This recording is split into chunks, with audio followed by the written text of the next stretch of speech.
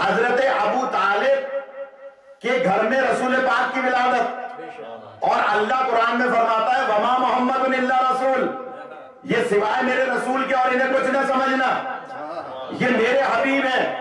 حضرت ابو طالب نے رسول پاک کی ولادت بی بی آمنہ کو اپنے گھر بلا کر حضور کی ولادت اپنے گھر کرائی ہے۔ اللہ فرماتا ہے کہ یہ میرے حبیب ہیں، ان کو کسی اور رشتے پر مت تولنا۔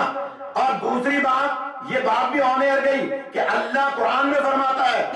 کہ دنیا والوں یاد رکھو ہل جزاء الاحسان الا الاحسان، احسان کا بدلہ احسان ہوا کرتا ہے۔ اے ابو طالب، تم نے میرے حبیب کو اپنے گھر میں جگہ دی ہے، اب تمہارے بیٹے کو میں اپنے گھر میں جگہ دوں گا۔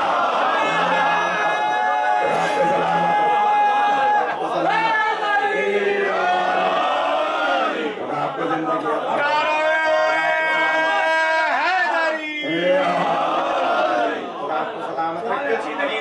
آپ کو سلامت رکھے کہ یہ بات آنے آ گئی، سی ڈی موجود ہے، آپ دیکھ سکتے ہیں 5-6 سال پہلے کے 13 رجبی کو نشر ہوا تھا یہ پروگرام عالم آن لائن میں، کہ میں نے کہا ڈاکٹر صاحب اللہ جواب میں کہے گا کہ ہل جزاء الاحسان الا الاحسان، احسان کا بدلہ احسان ہوا کرتا ہے۔ تم نے میرے حبیب کو، جس کو ہم کسی رشتے پہ نہیں تول سکتے، میرے حبیب کو اپنے گھر میں جگہ دی ہے، اب تمہارے بیٹے کو میں اپنے گھر میں جگہ دوں گا۔ اور اس سے بھی بڑا جملہ جو آن ایئر گیا، اگر جو جاگ رہے ہیں وہ لطف لیں گے، اور جو دھیان بیوی بچوں کی طرف رکھے ہیں ان کا ذمہ دار نہیں ہوں۔ غور کیجیے گا، جملہ کہہ رہا ہوں میں کہ میں نے کہا ڈاکٹر صاحب ہل جزاء الاحسان الا الاحسان، شاید اللہ کا جواب آئے گا اے ابو طالب تم نے مجھ پر احسان کیا ہے اپنی حیثیت کے مطابق، میں اللہ بدلہ دوں گا اپنی حیثیت کے مطابق۔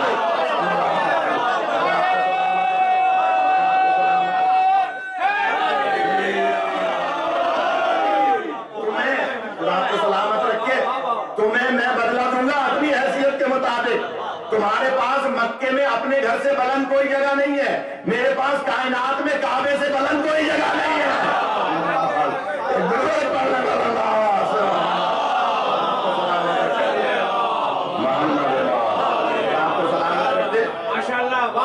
اور یہ بات ٹی وی پہ چلی جائے ایسے متعصب چینل پہ کہ جو ہمارے شہید ہو جانے والوں کے ساتھ شہید کہتے ہوئے شرماتا ہے۔ آج کل یہ ایک نیا انہوں نے تعصب شروع کیا ہے، ہلاک ہلاک ہلاک ہلاک،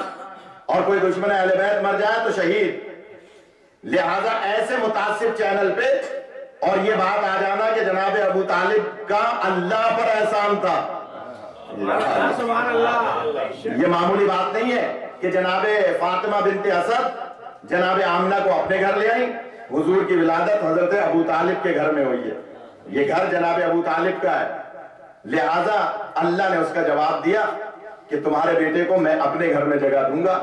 میں نے کل عرض کیا تھا میرے مطالعے میں مولا علی کا کوئی عمل ایسا نہیں تھا کہ جس کے بدلے میں اللہ ان کو یہ فضیلت عطا کر دیتا،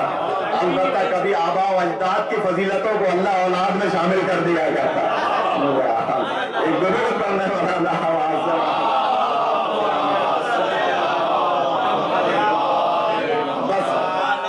جلدی سے اپنی بات کی دلیل دے دوں، اپنے موضوع کی دلیل دے دوں، اور بیچ کی میں نے ساری باتیں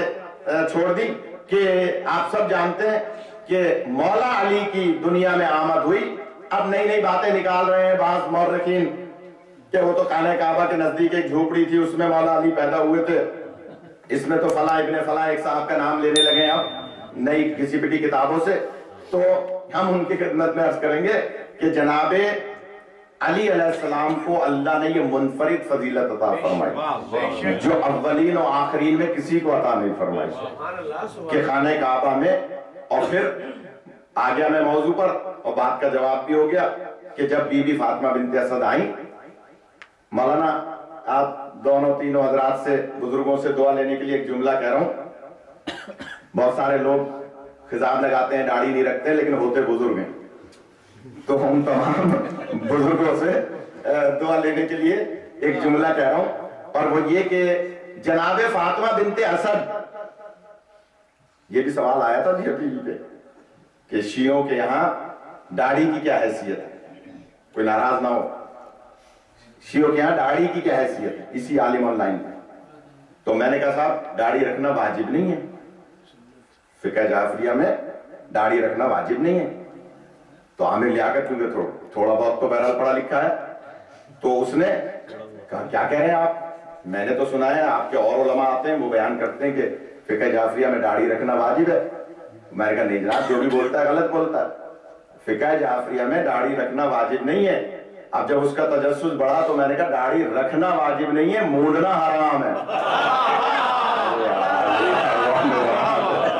ضرور پڑھنے والا